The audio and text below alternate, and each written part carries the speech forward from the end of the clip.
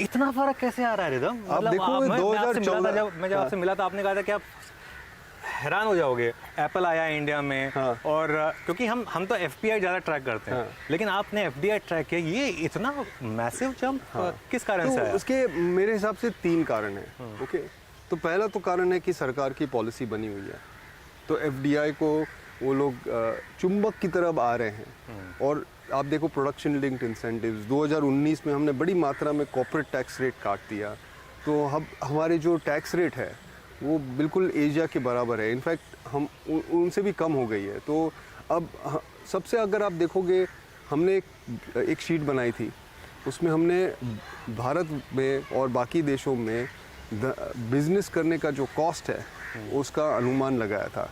तो 2019 के पहले सबसे बड़ा कॉस्ट टैक्स होता था, अब वो टैक्स काट दिया।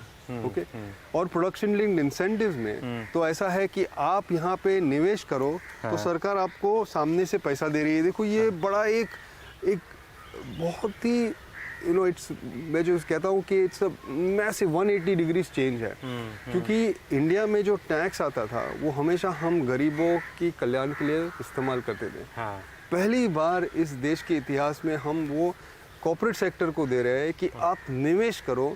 उससे क्या होता है, वो निवेश करते हैं तो उससे जॉब्स होते हैं और जॉब से वेतन आता है, वेतन से फिर एक वर्चुअस साइकिल खड़ा हो जाता है और सब लोग फिर ऊपर उठते हैं। तो ये पूरा मॉडल शिफ्ट हो गया है। तो ये पहला कारण। दूसरा कारण होता है बाहर का कारण है चाइना प्लस वन। तो ये जो आप कंपनीज की नाम ले रहे हैं, वो उनकी चाइना में बहुत बड़ा इन्वेस्टमेंट है। अब आगे जाके उनको थोड़ा डाइवर्सिफाई करना है। डाइवर्सिफाई करने के लिए ज़्यादा देश बचे नहीं हैं बड़े स्तर पे। अब इन भारत की तुलना वियतनाम से होती है। वियतनाम का जीडीपी $500 बिलियन है, भारत का करीबन $4 ट्रिलियन है। अब आपको अगर $1 ट्रिलियन का निवेश करना हो तो वियतनाम में नहीं कर सकते हैं। वो रिवॉर्ड फेवर में नहीं है। हाँ, तो इसीलिए वो एक दूसरा कारण। और तीसरा जो सबसे महत्वपूर्ण कारण है कि हम लोग पिछले अगर देखोगे 8-9 सालों में जो हमारा पर कैपिटा इनकम है, ओके, हर एक जो पर पर्सन हम लोग कमाई करते हैं वो $1400 था, आज $2300 हो गया है।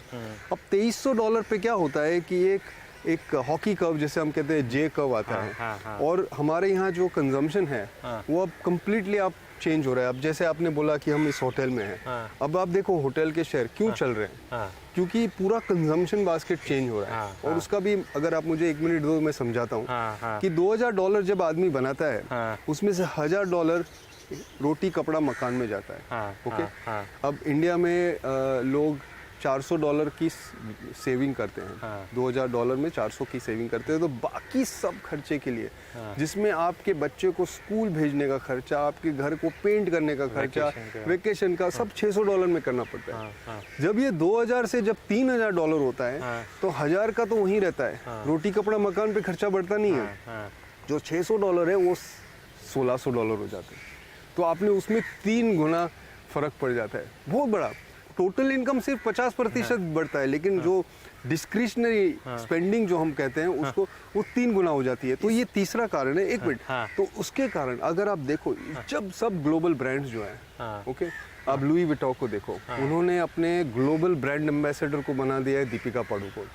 अब कल अभी आई थिंक 2-3 हफ्ते पहले गुची ने आलिया भट्ट को। क्यों? क्योंकि ये देश में सबसे बड़ी बिकवाली उनकी होने वाली है अगले 10 साल के लिए। तो ये तीसरा कारण हो गया। तो ये 3 कारण है जिसके जिससे लेके ये एफडीआई इतना बढ़ रहा है। आप आलिया भट्ट बोलती है, आपने बिल्कुल मेरे को थोड़ा सा इमोशनल कर दिया, क्योंकि मैं काफ़ी बड़ा फ़ैन हूँ उनका। नहीं, मैं इसमें सवाल ये पूछने वाला